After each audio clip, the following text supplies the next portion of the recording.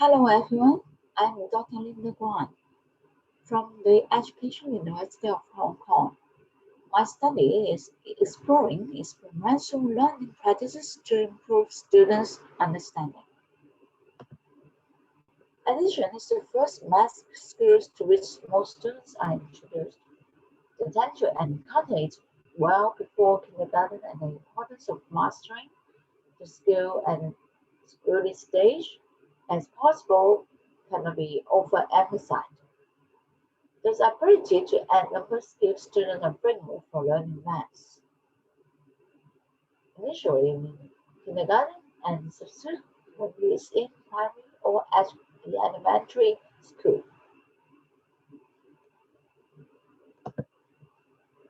So the aim of this paper is to examine the impact exerted by an experiential learning on students' level of academic performance on addition problems.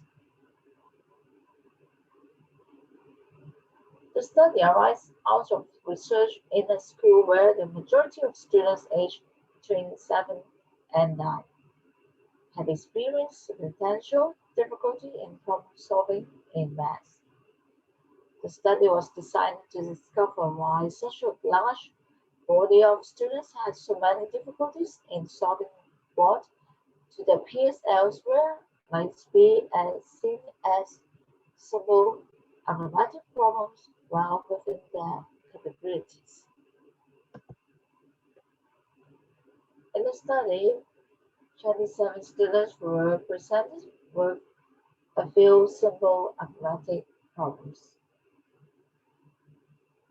In order to ascertain and understanding the difficulties which the teachers had indicated that students were encountered in learning math, the problems involved stories in which inequality was increased by a combined with a certain quantity to form a total.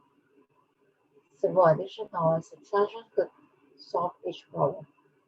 The quantities involved the small natural numbers not exceeding 20.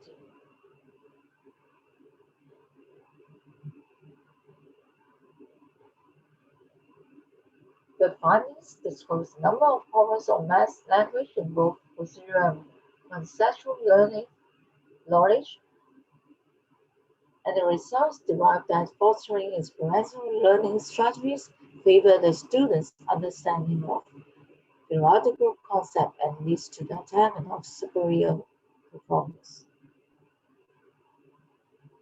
And the study helps understand the symptoms of the poor performance and reasons for it so that they could then design a suitable remedial program.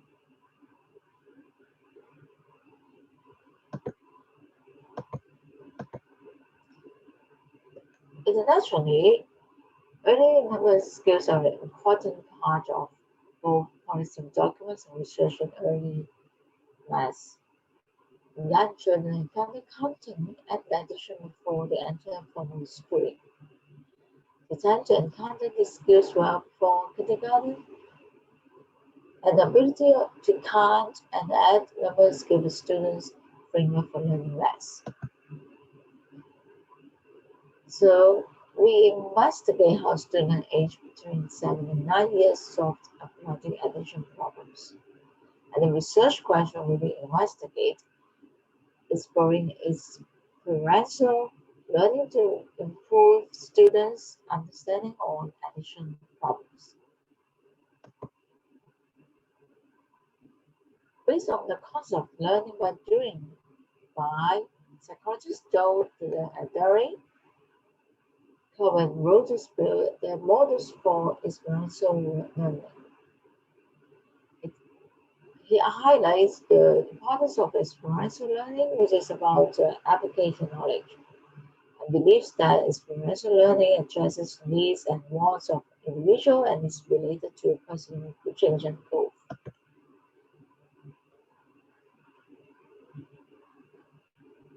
Experiential learning principles.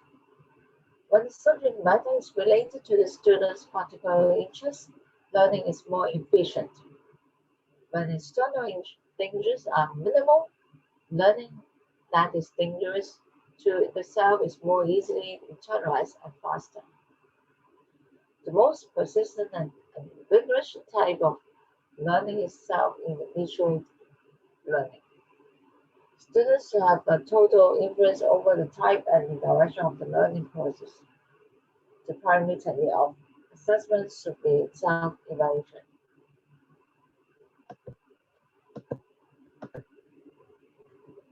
Counting is of fundamental importance in the understanding of maths. A child is to progress in maths, they must be fullest range of accounting strategies and understand how to use them. In the study, particular attention was paid to the accounting strategies employed by the students.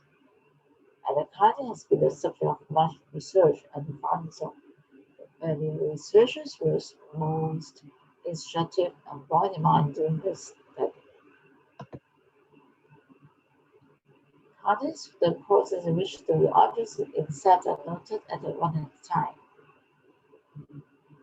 And fingers are readily available, agile, discrete, and present is the most obvious way to count. So young children start to count as part of the learning nursery source. It's important to separate the words into separate numbers, and also a child can see the numbers in the correct order. It almost means that they understand numbers, or even represent number of objects. And there are 5 principles of counting strategy. And first one is stable order principle. The order of numbers fixed. And the second one is 1-1 principle. 1-to-1 matching of number names to objects. Another one is cardio principle, connecting cardio and ordinal aspects. And so the children has to discover the ordinal number of the last object is the cardinal number of the set. The fourth one is an adjustment principle. 3 streets and 4 streets represent the same abstraction. 3 plus 4 equal to 7. The last one is order irrelevance principle. Children count a row of the objects from left to right or from right to left, make no difference.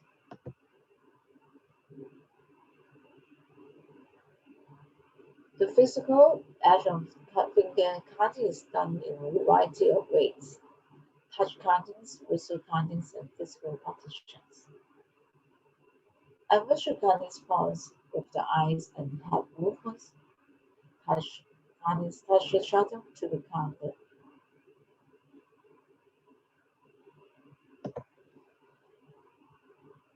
The 27 students in the study all attend the same school, aged 7 to 9 years old, and the individual interview with the task, and also the task were decided to review how they approach the problems and what difficulties they encounter and why they encounter. And during the interview procedure, and the problem was read to the students, and they were provided with plans of behavior to solve the problem. If the child appeared not to understand the question, then it will be rephrased. If the child suggests an incorrect solution, the question will be rephrased, either by changing the words of the question or by changing the quantities in the question to make it simple. So, changing the words or changing the numbers, we'll try to rephrase it with the words or even change the numbers. So either change the numbers one letter may be kept and changed, or alternatively row adders may be changed. There are different ways of changing numbers here. So how the student use the information through the observation, we can see that they wrote down numbers sentence or use the concrete items to solve the problem. Or if the If it disappeared, the student had not understood the question, we would supply them with something to help them, such as some concrete material. If the child had a difficulty, they may be given 2 coins. If they were still struggling, they will be given further 7 coins.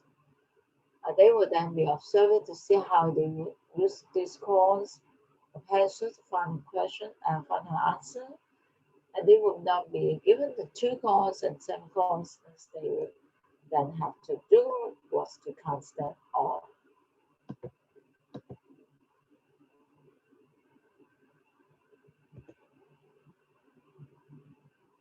A grounded analysis was used where the observations were made of the types of solution strategies that the student employed and goals related to these were developed. For the figure 1, the codes are shown. And it was observed that the students employed a variety of strategies. Here's the table highlighting the range of strategies employed by the students.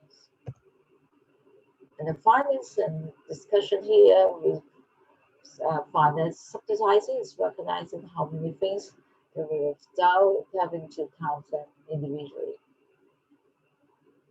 And student seems for racist fingers will be able to recognize their form. And subsidizing words the other way around. If the student is asked how many 4 fingers, they are in the least rates 4 fingers. And subsidizing is helpful in symbolic addition problems.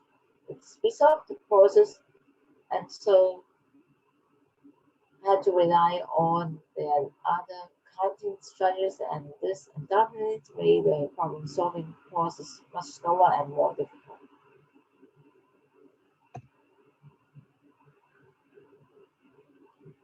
And also the study identified 9 counting strategies, but not all the students use all 9 strategies. Only a small number of counts using fingers parts. And this might be thought of a very efficient level of counting using finger parts, since it provides students a total of 15 counts per hand.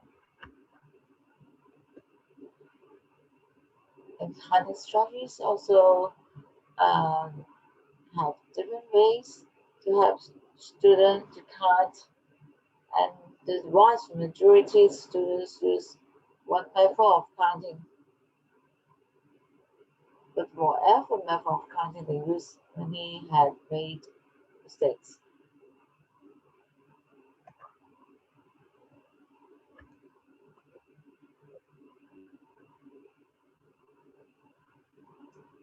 And the teacher's role in experiential learning.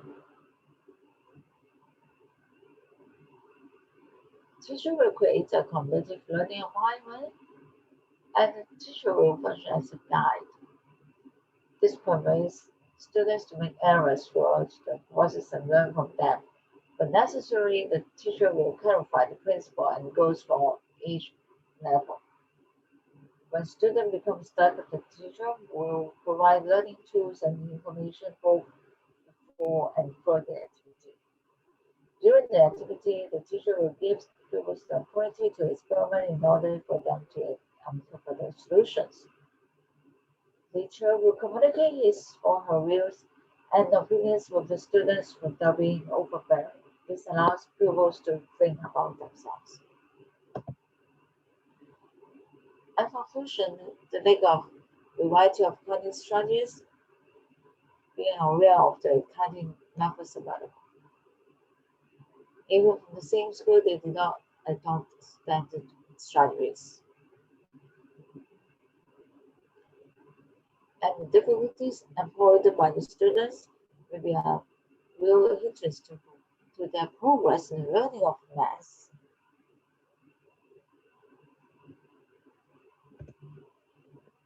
So the study highlights the need for the teachers to be alert to the strategies that students are using and how well they use them.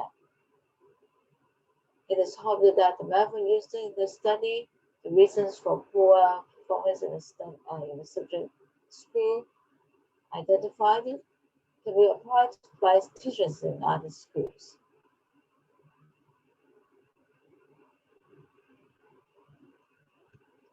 So that the teachers can identify the reason for poor performance, and they can then take remedial action.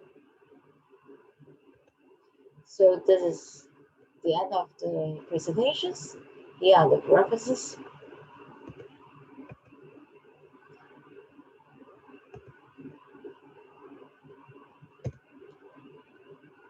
Thank you so much.